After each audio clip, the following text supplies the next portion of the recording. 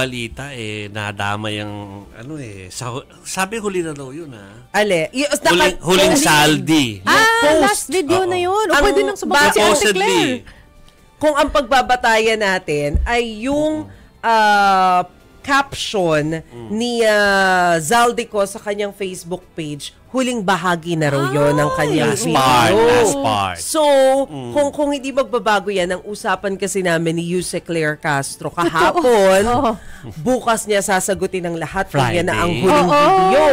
Pero tingnan natin, kasi sinasabi ni Yuse Claire, parang tingin ko kada sumasagot, binabase niya doon sa reaksyon ng mga tao yung susunod na video Yun yung sinasabi niya. Nako, pero feeling ko sayang lang kung sasagot bukas dyan. Kasi bakit? Ang malaking storya bukas yung ICC. Yung sa The Hague, kay FPRRD. Tingnan natin, baka meron silang anticipated na statement.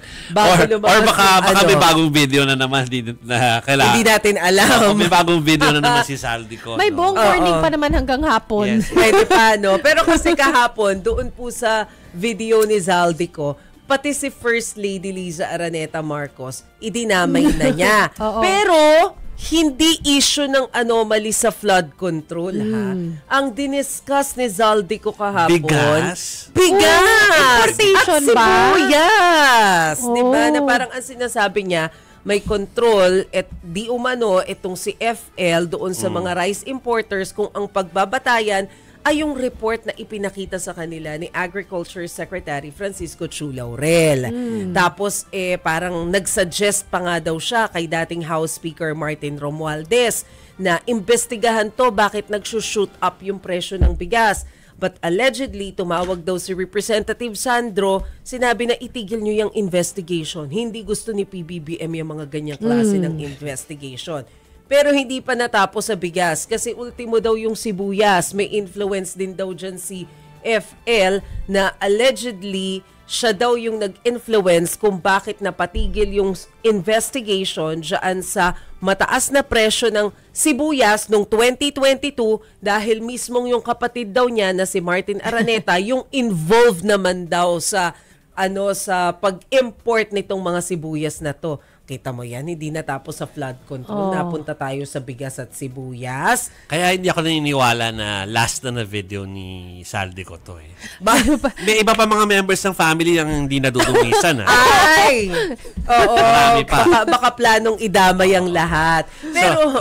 Pero, alam ko merong sagot ba to? Or sagot ba yan or in patama lang? Okay. Parang pasaring Pasaring. Kasi very quiet pa ang Malacanang tungkol po dito sa pinakahuli na statement ni Zaldico, yung video message niya. Pero kani-kanina lang nag-post sa kanyang Instagram si First Lady Liza Marcos kasama ang larawan na yan na pinapakita namin sa inyong photo, sa inyong screen. Na sabi niya, while some may choose theatrics, I'd rather focus on teaching future lawyers how the law truly works. O, diba? Where truth is the standard and proof is the language we live by. May mga ganon. May litrato kasama ang class. May picture kasama yung kanyang mga estudyante sa Iloilo. Mga law students kasi nagtuturo siya doon. Nakalagay, good luck on your final exams and see you next sem. Alam mo, ako, nung estudyante ako, nung nag-med school ako, kapag magpa-final exam na, walang ngiti sa mga mukha ko. Pag sinabi ni FL, ngiti! Okay. Pero anyway, I think kahit hindi ito ginawa ng unang ginang, merong may sumagot para sa kanya. Meron. Sa agriculture. Parang ang taas ng boses. Ay! Oo yata, no? Napataas Tama ba ako? ba ang parang boses? Baka may portions kanina na parang mataas yung boses niya, no? Tingin niya, sinungaling talaga si Zaldico Kahapon parang statement lang ang nilabas ni Secretary Francisco Chu Laurel. Sabi niya, grabe yung script na yan, pwedeng pang Netflix. Pero ngayon may sinabi na mismo siya on cam. Ito po yung sinabi ni Secretary Laurel. Ito ay walang katotohanan. Fabricated lie ho to. Napakasinungaling talaga niya. Hindi kailanman nakialam ang ating First Lady. Ito ho yung confidential report, wala ho ang pangalan ni First Lady rito. Yung confidential report pala. Okay. So, again, tayo, no, consistent tayo sa sinasabi natin kahapon pa, no?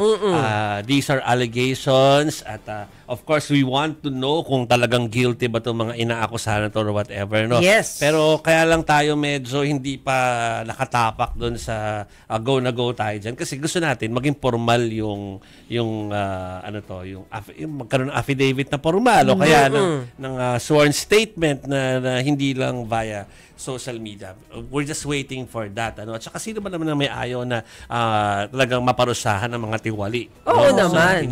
So, sa ngayon, tayo napapangiti lang sa mga nagaganap po. Ano?